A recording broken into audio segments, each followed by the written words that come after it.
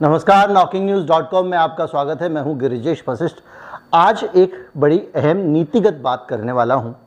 आज मैं आपको बताने वाला हूं कि अगर सरकार थोड़ी सी नीति बदलती है तो उससे क्या फ़र्क पड़ता है। मेरे वीडियो किसी एक नेता या सरकार के खिलाफ नहीं होते हैं। दुर्भाग्य से कुछ लोगों को लगता है कि मैं किसी एक व्यक्तिगत पार्टी या किसी उसके खिलाफ हूं, लेकिन मेरे ज़्यादातर वीडियो जो हैं वो पॉलिसी डिस्कस करते हैं और पॉलिसी में जो खामियां हैं उनकी तरफ ध्यान दिलाते हैं। और पुरानी सरकारों की पॉलिसीज़ भी होती है तो मैं और स्पष्ट कर देता हूं कि भाई ये इसी सरकार का नहीं है।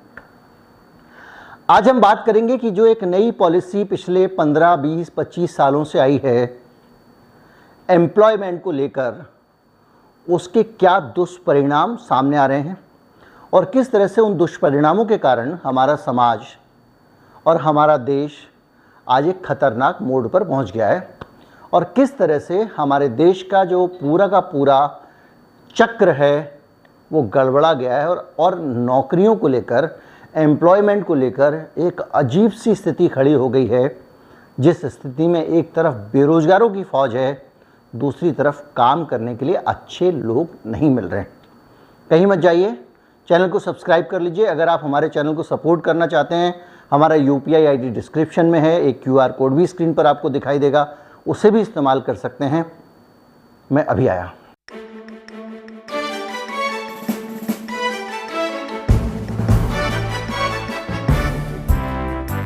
ये भारत की 4 बड़ी टेक कंपनियों की कहानी है। Tech Mahindra, Infosys, Wipro, HCL Tech. और इसके अलावा इन चारों कंपनियों का जो हाल है वो हाल आपको समझने में मदद मिलेगी इस खास कहानी से। और ये कहानी कहती है कि जो एक बड़ा पूरे देश में सर्वे हुआ है उससे ये पता चल रहा है कि इन कंपनियों के पास में जो भारत की सबसे अच्छा वेतन देने वाली कंपनियां मानी जाती हैं, मैन पावर की दिक्कत होनी शुरू हो गई है।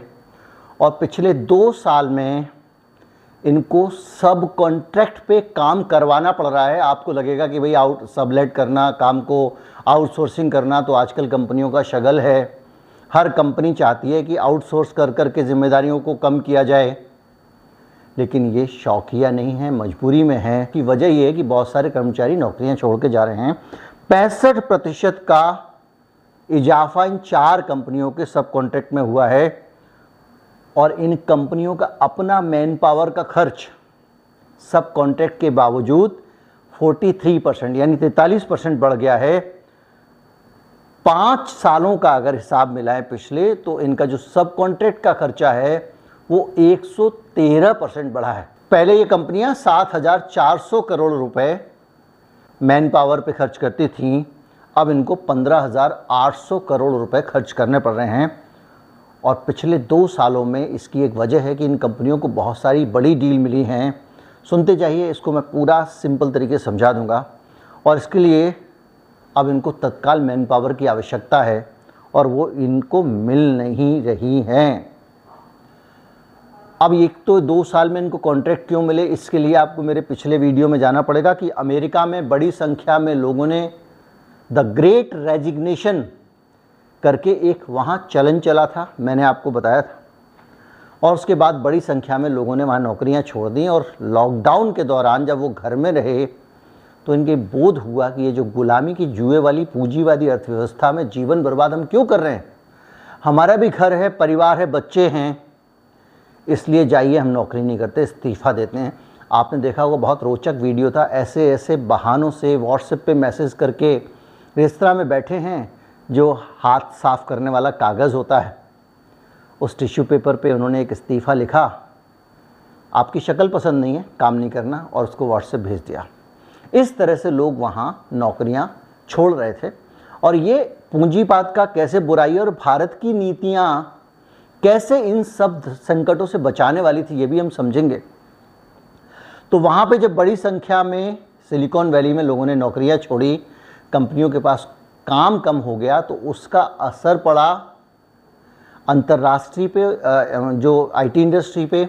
और भारत की बड़ी कंपनियां जो ज़्यादातर विदेशी कंपनियों को, ख़ासतौर पे सिलिकॉन वैली को और दूसरे लोगों को जो काम करके देती हैं, टेक्नोलॉजी वाला, वो ठेके इनको बहुत सारे मिल गए, ठेके मिल गए, लेकिन लोग नहीं मिल रहे हैं। और भारत में भी एक ट्रेंड चला था, मैंने आपको बताया था कि किस तरह से बड़ी टेक कंपनियों के लोग नौकरियां छोड़ के छोटी कंपनियां ज्वाइन कर रहे हैं या फिर अपनी कंपनी चालू कर रहे हैं।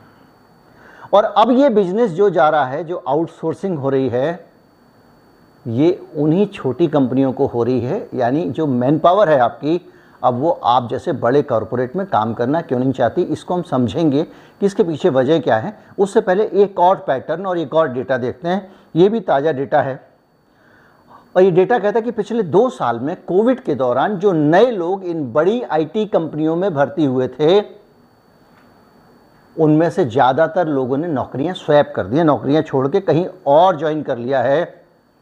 और ये वो कर्मचारी हैं जिनका 5 साल का भी एक्सपीरियंस नहीं था। यानी जो नए नए लोग सीख के आए थे, वो कंपनियों को लात मार रहे हैं और छोड़ के जा रहे हैं आईटी कंपनियों को। आईटी सेक्टर का ये हाल बता रहा हूँ आपको। और 5 साल में कम अनुभव वाले कर्मचारियों की जो औसत टिकने का समय था, मतलब 5 साल तक टिकने वाले, यानी कम अनुभव वाले मतलब जो केवल 5 साल का एक्सपीरियंस रखते थे, उससे कम वाले, वो पहले जो टिकते थे कंपनियों में, वो 2 साल 6 महीने औसत टिकते थे। टिकने से मतलब एट्रिशन होता है, किसी को निकाल दिया जाता है, किसी को रख लिया जाता है, किसी को काम नहीं आया, कुछ भी है, लेकिन कुल मिला के वो 2 साल 6 महीने का उनका एक टिकने का समय होता था, जो अब 1 साल 9 महीने हो गया है। यानी कि अब कर्मचारी जल्दी जल्दी नौकरियां छोड़ रहे हैं।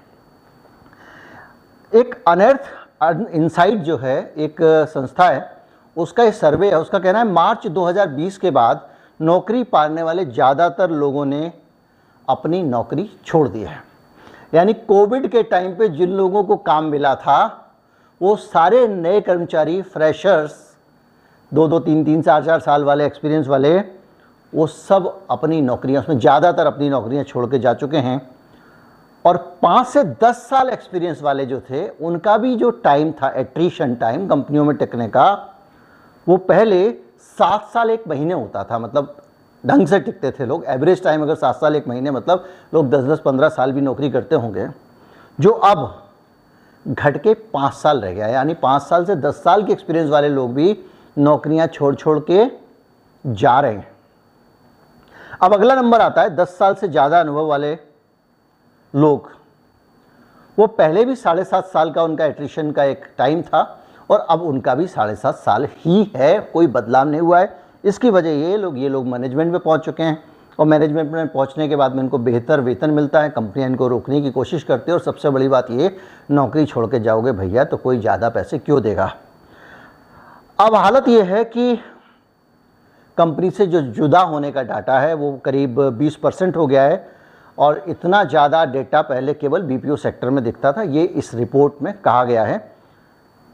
अब एक चीज़ और है, पहले इन कर्मचारियों के पास जो ऑफ़र होते थे वो 1 या 2 होते थे और अब ये 4 नौकरियां इनके हाथ में आ गई हैं। मतलब हर कर्मचारी के पास 4 नौकरियों का ऑफ़र पड़ा हुआ है, जहां आप तैयार होना चाहो चले जाओ। और ये स्थिति क्यों आ रही है, अब हमको इसको समझना पड़ेगा। पहले हम ये सोचेंगे कि इसका क्या तरीका हो इससे बचने का, इसका सॉल्यूशन क्या हो। क्या एक तो सीधा सीधा जो हिंदुस्तानी आदमी को सॉल्यूशन समझ में आता है कि इनको नौकरी छोड़ने पर रोक लगा दीजिए, भारत सरकार कह दे एक बार भर्ती हो गए तो इतने साल नौकरी करनी पड़ेगी। एक ऑप्शन तो ये आता है। दूसरा ऑप्शन ये आता है कि कंपनियां कुछ ऐसा माहौल बनाएं कि कर्मचारी को रिटेन कर सकें।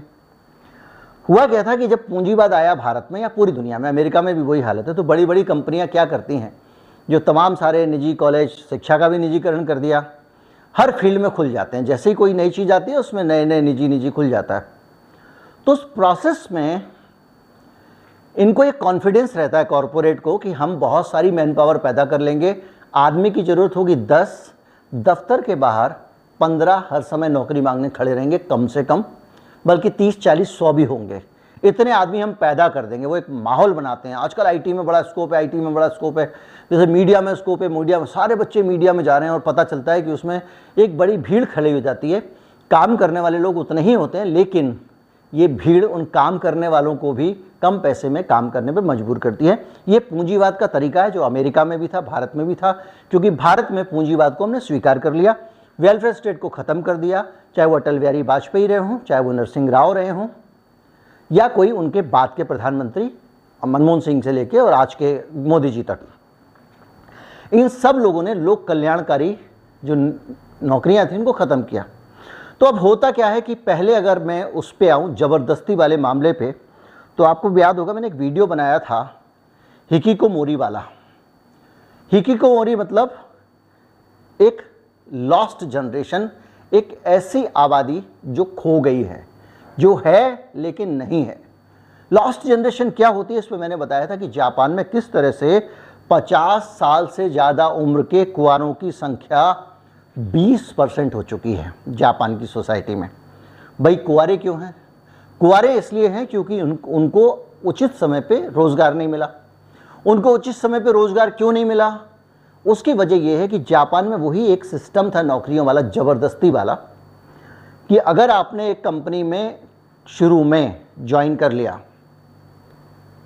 कॉलेज से निकलते ही जैसे ही कैंपस प्लेसमेंट होती है, आपने अगर मान लीजिए सीको कंपनी में ज्वाइन कर लिया, तो पूरी ज़िंदगी आपको सीको में ही काम करना पड़ेगा, क्योंकि सीको से अगर आपने नौकरी छोड़ दी तो वहाँ के कॉरपोरेट ने गठबंधन बना रखा था कि सीको से छोड़ी तो ना तो रिको रखेगा, ना कैनन रखेगा, ना सोनी रखेगा, यानी आप बाहर।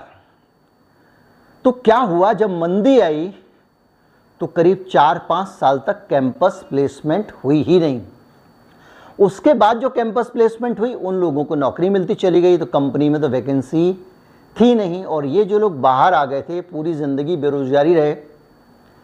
कोई किसी ने छोटा मोटा काम किया तो चल नहीं पाया, जब बेरोजगार थे, अपने बुजुर्ग माता पिता में निर्भर थे, तो शादी भी नहीं की, और अब ये शादी ना करके भी अधबूढ़े हो गए हैं। ये घर में इंटरनेट कंप्यूटर पे खेलते रहते हैं पिताजी के खर्चे पे, क्योंकि पिताजी नौकरी करते थे और काम चल रहा है। तो अगर ज़बरदस्ती आप लोगों को और कॉरपोरेट नेक्सस बना के मैन पावर की सुविधा को अगर छीनेगा कि वो नौकरी ढूंढ ले आराम से, जहाँ चाहे चले जाएं, एक के पास 4-4 ऑफ़र हैं, इसको ख़त्म करना चाहता है। क्योंकि जिस तरह से मूवमेंट हो रही है, ये वैकेंसी मैन पावर की कमी से नहीं हो रही है, ये मूवमेंट के कारण हो रही है। जब तेज़ी से लोग इधर से उधर मूव कर रहे हैं तो सब जगह वैकेंसी बनती जा रही है, और जो HR डिपार्टमेंट है उसके ऊपर प्रेशर है, क्योंकि उसके ऊपर रोज़ ही 4 वैकेंसी खाली हो रही हैं, तो वो भी 4 आदमी को ज़्यादा पैसा देके, ऊंचा पैसा देके हायर कर लेना चाहता है ताकि दिक्कत ना हो।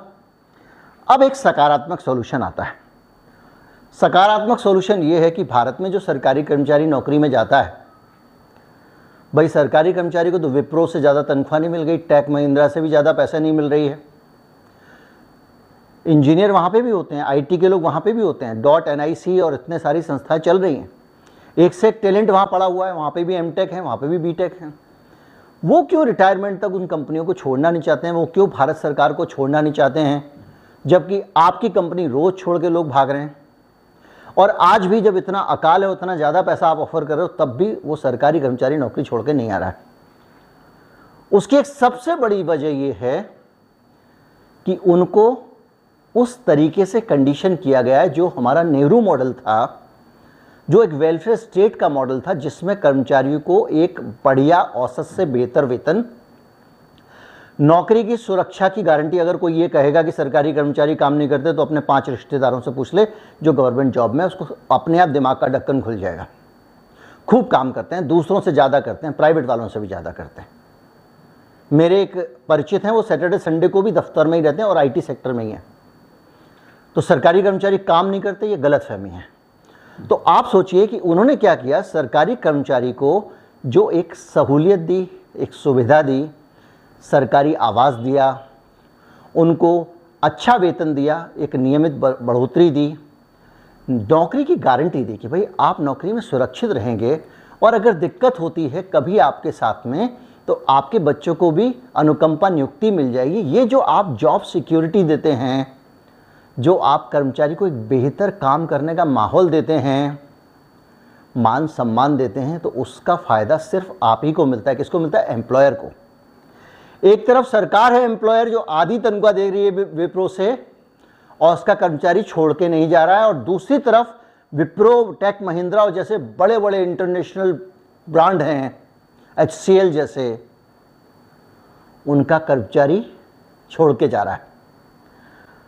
तो जॉब रिटेंशन के लिए जो पॉलिसी सरकार की होनी चाहिए, उस पॉलिसी से सरकार भी पीछे हट रही है। और कल को अगर सरकार के दफ्तर इस तरह खाली होने लग गए जिस तरह से इन IT कंपनियों के हो रहे हैं, तो सरकार हैंडल कैसे करेगी? क्योंकि सब जगह ठेकेदारी प्रथा, ज़्यादातर नौकरियां कॉन्ट्रैक्ट पे दे दी गई हैं, सब कॉन्ट्रैक्ट पे दे दी गई हैं। ठेकेदार आदमी लेके आता है, वो कुशल होते हैं नहीं होते हैं, उनको जरा सा भी बेहतर नौकरी मिलती है वो चले जाते हैं, सरकार का काम फिर अटक जाता है। तो एक तो काम पे असर पड़ता है, दूसरी दिक्कत ये होने वाली है, ये जो आपने अग्निपुत्र अग्निवीर टाइप का बनाया मामला पूरा, और हर जगह ठेके पे भर्ती कर रहे हैं, इसके कारण भी स्थिति बहुत ज़्यादा खराब होने वाली है।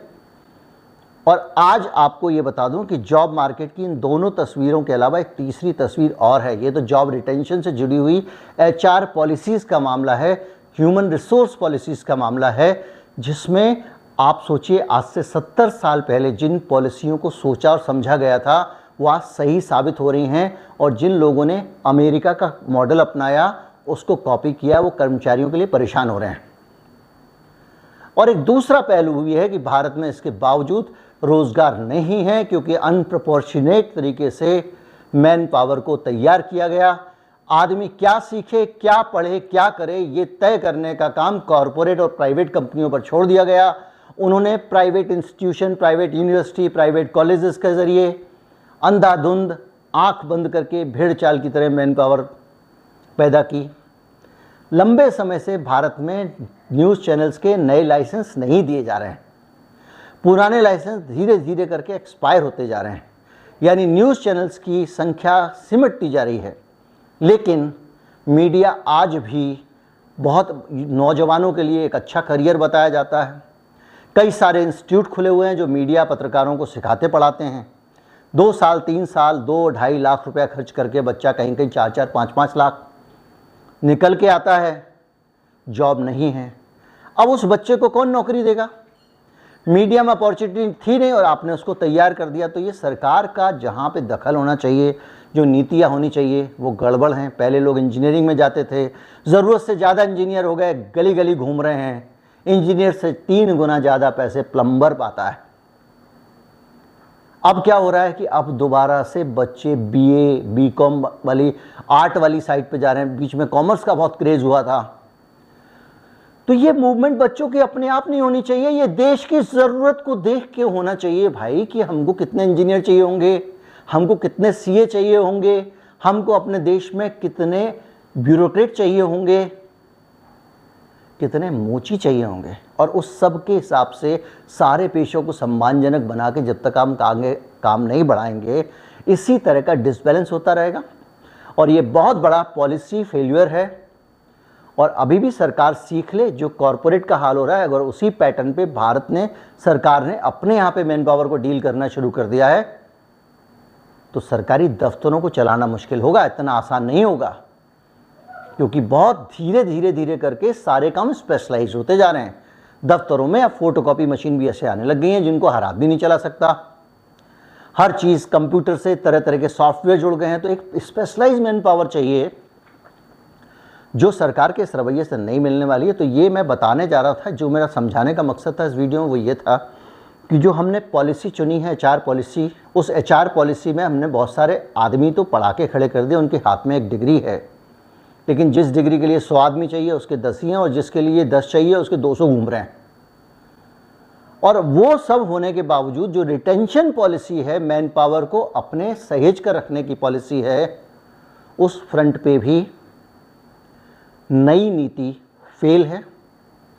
और यही सबसे बड़ा कारण है कि मैं आपको कुछ उदाहरण चैनलों के देता हूं, क्योंकि मैं उसी इंडस्ट्री का आदमी, इसलिए मुझे समझता है, वहीं के उदाहरण ज़्यादा आते हैं। NDTV में एक आदमी अगर 30 साल पहले काम कर रहा था, तो वो आज वहीं काम कर रहा है। उसको एक बेहतर वर्किंग कंडीशन मिली। तो NDTV में आज टैलेंट की कमी नहीं है, और जो दूरदर्शन का जो बेस्ट टैलेंट था, जो बेस्ट कैमरामैन थे और बेस्ट टेक्निकल स्टाफ था, वो NDTV के पास आज भी है। उसके बाद जो मैन पावर आ गई है उसकी क्वालिटी में और पहले की क्वालिटी में बहुत अंतर है। इसी तरह से बहुत सारे चैनल ऐसे हैं जहाँ पे लोग साल 2 साल भी नहीं टिकते हैं, और जिन चैनलों में लोग साल 2 साल भी नहीं टिकते हैं वो 5-7 साल भी नहीं टिकते हैं। और जिन चैनलों में रिटेंशन अच्छा है, चाहे वो इंडिया टुडे हो, एनडीटीवी हो या जी हो, जहाँ पे लोग लंबे समय काम करते हैं, वो चैनल सर्वाइव करें। इसलिए मैन पावर की रिटेंशन भी ज़रूरी होती है, क्योंकि आदमी आपका सीखता जाता है और चीज़ों को बेहतर समझता जाता है, उसका हाथ बैठ जाता है कंपनी पे, जैसे आपका गाड़ी पे बैठ जाता है।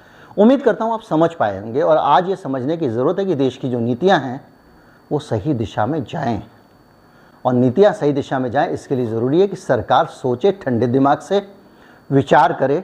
इस वीडियो पे भी विचार करे, बहुत सारे वीडियो पे होता है, अच्छी बात है, और ये समझने की कोशिश करे कि क्या हम सचमुच अपने देश में सही दिशा में जा रहे हैं।